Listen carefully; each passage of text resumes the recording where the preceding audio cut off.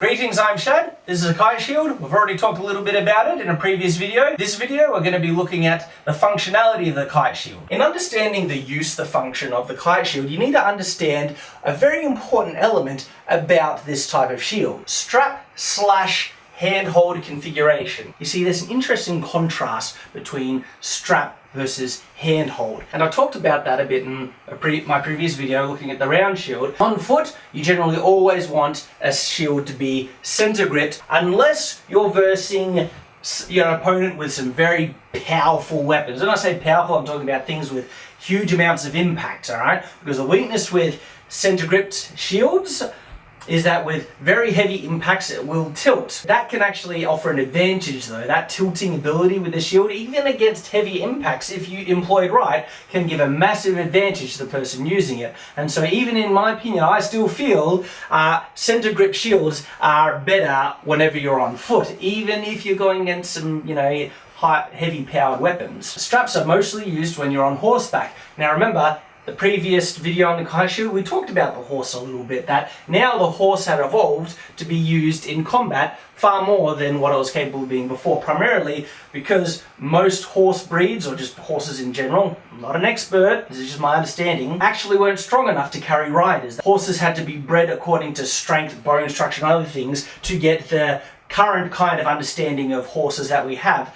Earlier period horses, no, they couldn't bear riders. That's why they pulled chariots. But now we have horses in the medieval period, alright? And so then we start to see strap shields in the medieval period, specifically strapped kite shields. Dependent on your configuration, your handholds, the straps that you're using, is going to very much affect the function and use of the shield. And that's just simple logic. Of course, you're going to have to use a shield that's strapped to your arm differently than one that you're holding with a grip. The kite shield, out of any other shield, has the most strap handhold configurations. Literally, like out of any other shield, the kite shield is shown in medieval arts, depictions, historical accounts and stuff, to have almost every kind of strap configuration you can think of. So looking at the straps, you have the basic forearm straps, and this can be done with handle, like a handle and a strap, or two straps. Oftentimes it was done with a cross strap that you grasp and then a straight strap over the arm. This type of strap configuration, and my hand would be right about here if it was strapped, was mostly done for riding on a horse. Because if I'm on a horse, look, see where my hand is, right? So I can easily grasp the reins of a horse while I'm on horseback. And especially if you see me on the angle, so my horse is facing over here, I'm always like fully protected just by having this shield on my side. There's medieval artworks that show the kite shield strapped to the arm in a diagonal fashion, okay? And so again, this might be with the X kind of straps and then one over the joint of your elbow. And that would really come down to preference, because you could still hold the reins of a horse when doing that, but the shield is going to be on a different angle when hanging off your arm. It's not going to be perfectly vertical. So I wonder if that strap configuration was for easier use when you're on foot, but who knows. The next strap configuration, one that's completely vertical and again it's fully strapped to the shield. Something that is less understood about the kite shield, and it really is, because most people when they think of a kite shield they think it is a strapped shield. Not so. There are also accounts and depictions of the kite shield showing them with handles, okay? And so a kite shield can actually be a center grip shield as well as one with straps. And so which one would you choose? Well, it depends on how you're going to be using it. Are you going to be on horseback? Who are you going to be fighting? And this is probably why the kite shield is overlooked so much by practitioners of HEMA. I feel the kite shield is overlooked. People might disagree with me, and if you're a practitioner of HEMA and you give the kite shield due credit, good for you! But for practitioners of HEMA and also reenactors and stuff, oftentimes they don't reenact the horseback kind of things because very few people have access to horses and stuff like that, and then to use them in mock combat scenarios or training in martial arts and stuff. Now horses are kind of left out of the picture, so they pick the shields that are more often used on foot. And perhaps the kite shield is not so often picked because there is an incorrect assumption that it is not a center grip shield.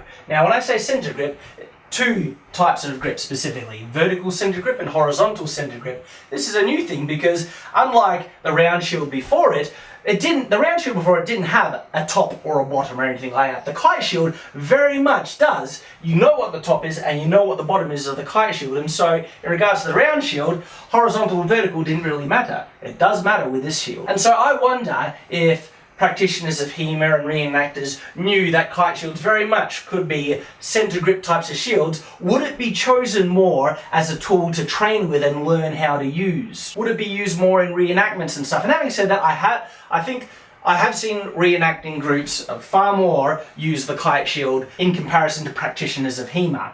So again, look, this is just according to the research I've done, all right? And I do not sit at my computer and watch 18 hours of video footage a day, and so of course my research is not perfect. So my assumptions about practitioners of HEMA and reenacting groups in regards to how often they use the kite shield, I could be wrong, I freely admit that. But according to what I have seen, I feel like very strongly that the kite shield is overlooked, which is a pity because, like I said, king of the shields. One of the reasons why I feel it's the king of the shields is, first, look at this versatility that we'll be talking about. So far, we have more strap configurations than any other shield, primarily because it has a defined top and bottom. But the other thing is that it's big enough to justify having a center grip. See this type of shield? A vertical center grip wouldn't really work, specifically because the size of the shield. Now this is kind of a standard size. They came smaller,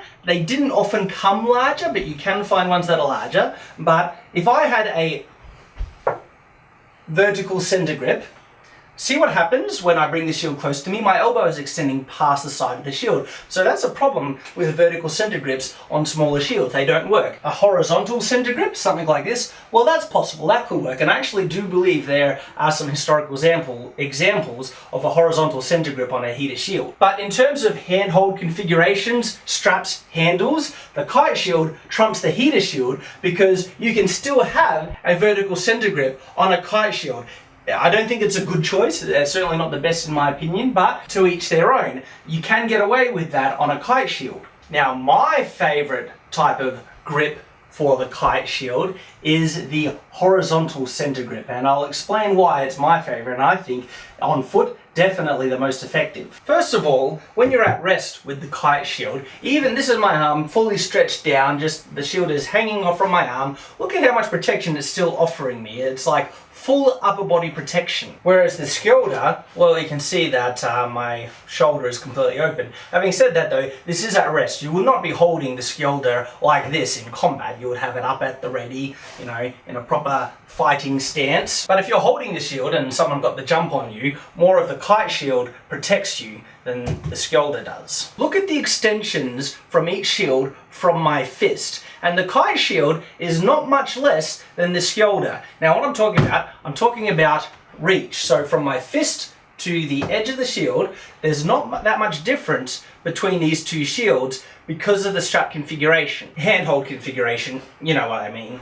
But it's because of the horizontal center grip that enables me to do it, whereas I don't have as much distance between my fist and the edge of the shield when if I had a vertical center grip like that, but more like that. Now you might be thinking, hang on, holding the shield sideways is not a good idea at all. That defeats the entire purpose of a kite shield because it's got the longer bottom to protect the leg. Well, yes and no. You would generally lower the kite shield like this when you dive into kind of attack, and you can use the shield as an offensive weapon in that regard. And so when it's employed as an offensive weapon, well, you would be holding the shield sideways. But when in defense, yes, you would generally hold the shield like that, depending on your stance. Stances are an important thing. In combat, you're never going to be holding your shield out like that. For one, I don't know which human on earth would have the strength to do this for, you know, even minutes on end, let alone hours.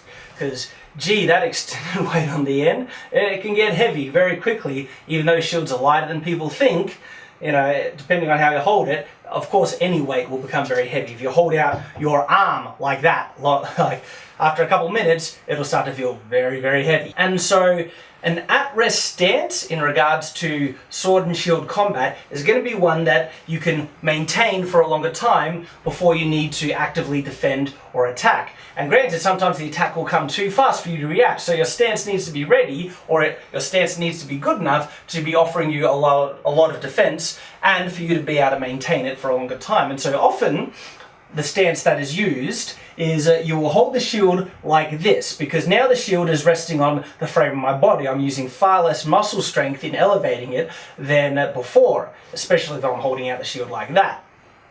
And so generally the stance that you'll see with hymn practitioners, other things like that, depending on the style they're doing and stuff like that, but one that I feel looks quite effective is the one where they are standing like this, and they'll generally have the sword here or here, but the shield is tilted inwards, so you can't see me. I'm protected in regards to facing you, and then I can move in to attack and other things and be ready to do the moves that I need to do. And it's a stance that you can maintain for far longer than other ones. You know, of course, I've seen the average stance where you're just holding the shield kind of there. I don't think this is as effective as others, because one, a shield is better when it's further away from you, because look at the difference between here and here.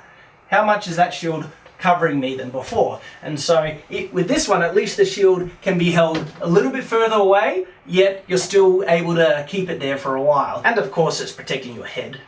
Big important thing. Now compare that stance with the kite shield. Same position, you elevate it, but look what is being pointed towards your opponent, and look how far this is extending away from me. And so that alone is keeping the opponent far more at bay than what I could with the skjolder before. And so a stance where you're ready for combat is one that's like that. Now how much of that does that cover me? Can you even see me? Like a strike to my leg would be extremely difficult, and in the at-rest stance, it's your leg that is most vulnerable, and indeed, that's how I see most of the hits against the leg become successful. The combatant was in his, combat fighting stance, and the opponent came in and got a hit in on the leg before they could react. Well, that is much, much harder / impossible to do when you've got a kite shield, isn't it? So this extension away from the body provides a massive advantage in combat, especially, for those strikes against the leg, and just to keep your opponent away from you. It gives you more control over the battlefield. The other innovation in design with the kite shield is the curve that it has across its body. So looking at it this way, you'll be able to see it. See the curve there? Now, because the kite shield has a defined top and bottom, that means it has defined sides as well. So you can curve the shield without any issues in its function. Whereas the round shield, one of the advantages is that it has no top and bottom. It is perfectly symmetrical and even, and therefore very versatile. But I don't think you lose much functionality in having the extended bottom on the kite shield, and you can do almost everything the same as with the previous era shield, a round shield, as with a kite shield. Now this curve adds more advantage. For one, like my curve is gradual. You can have curves that are much greater in other examples of kite shields than what I have here, but what the curve allows for is that it'll curve around your body, offering a little bit more protection, meaning it's harder to get in around the sides when you're holding it than if the shield was completely flat. There's also a greater chance that blows will deflect off the shields like arrows, because if it hits enough of the curve, and there's more chance that strikes will land on a steep enough angle for them to bounce off, because it has a curve in it. And so because a kite shield has a curve, it means out of all the strikes that will land against it, more strikes will bounce off because of the angular nature that the curve grants in regards to the landing strikes. More strikes will bounce off than if the shield was flat. That means the shield will survive a bit longer because it's not absorbing every single impact that hits it. Also, whenever I extend my arm, whether it's from my fighting stance or from any other position, when I extend my shield and move to go in like that, the back of the shield is protecting me, especially my shoulder, quite a lot. And depending on how I do that, if I go in with a big hit like that, it'll be protecting my head as well from any strikes that can be coming around. You see, when I fully extend my arm with a round shield,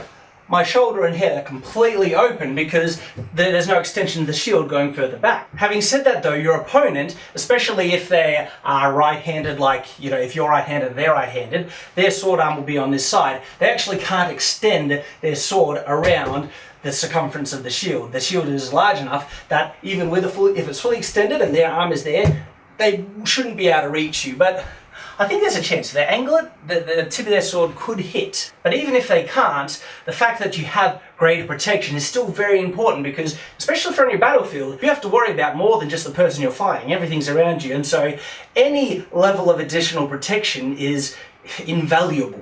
The other massive advantage that the kite shield maintains is the closed and kind of open maneuvering that you can do with the shoulder. Remember, I explained that offers a huge amount of advantage in combat due to versatility with the round shields. But the kite shield, you get that at the exact same thing because this upward curve is the exact same thing. So when I was talking about square shields versus round shields in my previous video looking at round shields, you get the same advantage because this is curved at the top just like a circle, and so you don't need to adjust or account for the curves, and so you can be fully protected and attack and not have to worry about any square corners. And so the fact that the top half of the kite shield is a perfect circle offers huge advantage, just like I mentioned in my previous video, and you maintain all the advantage of the versatility that you have out of it. The only thing that you can't do with a kite shield that you can do with a round shield